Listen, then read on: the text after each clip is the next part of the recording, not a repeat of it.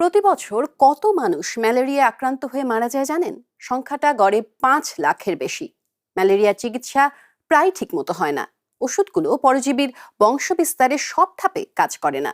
এতে আক্রান্তের শরীরে প্রায় শক্তিশালী পরজীবীগুলো বেঁচে যায়। জার্মান গবেষকেরা মনে করছেন এই রোগ যে পরজীবীর কারণে হয় তার জেনেটিক সুইচ খুঁজে পেয়েছেন তারা। চলুন বিস্তারিত জেনে আসি তাদের কাছে। যেসব দেশে গরম বেশি সেখানে রাত নামলে কখনো কখনো মৃত্যুও নেমে আসে। সেই মৃত্যুর নাম ম্যালেরিয়া।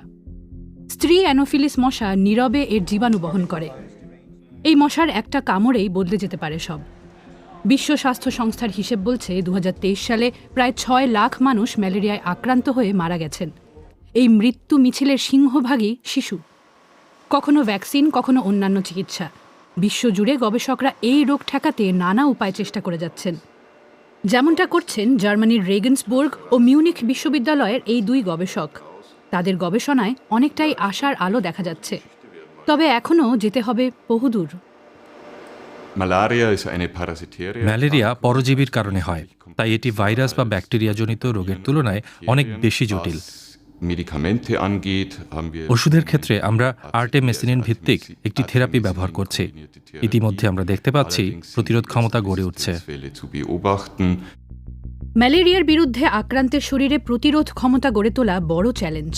মশার মাধ্যমে ছড়ানো এক কোষী পরজীবীটি প্রথমে লিভারে থিতু হয়। এরপর এই কোষ বংশ বিস্তার করতে থাকে। এরপর এগুলো লাল রক্তকণিকাকে আক্রান্ত করে সেখানেও বংশ বিস্তার করতে থাকে। ম্যালেরিয়ার চিকিৎসা প্রায়ই ঠিকমতো হয় না। ওষুধগুলো পরজীবীর বংশবিস্তারের সব ধাপে কাজ করে না। এতে আক্রান্তের শরীরে প্রায় শক্তিশালী পরজীবীগুলো বেঁচে যায়। তারা বংশবিস্তার করে একটি কঠিন প্রতিরোধী জাত তৈরি করে, সেগুলো আবার মশার মাধ্যমে ছড়ায়।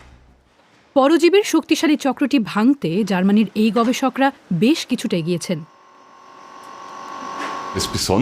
আমরা একটা কেন্দ্রীয় জেনেটিক সুইচ পেয়েছি। এর মাধ্যমে পরজীবীগুলোর জীবনচক্রের বিভিন্ন ধাপকে চালু বা বন্ধ করা সম্ভব। এর মাধ্যমে পরজীবীর বংশবৃদ্ধির বিভিন্ন ধাপকে লক্ষ্য করে কাজ করা সম্ভব। যেমন এর মাধ্যমে পরজীবীগুলোকে লিভার বা রক্তকণিকার ধাপে মেরে ফেলা সম্ভব এবং এমনকি তাদের যৌন ধাপে পৌঁছানোর প্রক্রিয়াও থামানো সম্ভব, যেখান থেকে মশা এগুলোকে সংগ্রহ করে। এই সম্ভাব্য ওষুধটি এখন ব্যাপক পরীক্ষার মধ্য দিয়ে যাচ্ছে। তবে এটি বা অন্য বিজ্ঞানীদের পরিচালিত গবেষণাগুলো সত্যিই ম্যালেরিয়ায় আক্রান্ত অঞ্চলগুলোর মানুষের উপকারে আসবে কিনা তা এখনও অনিশ্চিত। যুক্তরাষ্ট্র সরকারের বড় ধরনের অর্থায়ন কমিয়ে দেওয়াও মৌলিক গবেষণার এই ধরনের কাজকে বাধাগ্রস্ত করছে। ন্যাশনাল ইনস্টিটিউটস অফ হেলথ গত 20 বছরেরও বেশি সময় ধরে একটি ডেটাবেজে অর্থায়ন করে আসছে। এতে মশা বা টিকের মতো রোগবাহক প্রাণীদের সব জিন ও জিনোমের তথ্য রয়েছে। পাশাপাশি রয়েছে ম্যালেরিয়া ও স্লিপিং সিকনেসের মতো রোগ সৃষ্টিকারী পরজীবীদের তথ্যগুলো। এই মুহূর্তে ডেটাবেসের অর্থায়ন বন্ধ রয়েছে। গবেষকরা একে টিকিয়ে রাখার চেষ্টা করছেন। এই ডেটাবেসটি ম্যালেরিয়া গবেষকদের জন্য খুব গুরুত্বপূর্ণ। তাই ট্রাম্প প্রশাসনের বাজেট কমানোর সিদ্ধান্ত শুধু গবেষণাকেই ক্ষতিগ্রস্ত করছে তা নয়, এতে ম্যালেরিয়ায় আক্রান্ত বা মৃত্যুর সংখ্যাও কমানো যাবে না বলে মনে করা হচ্ছে।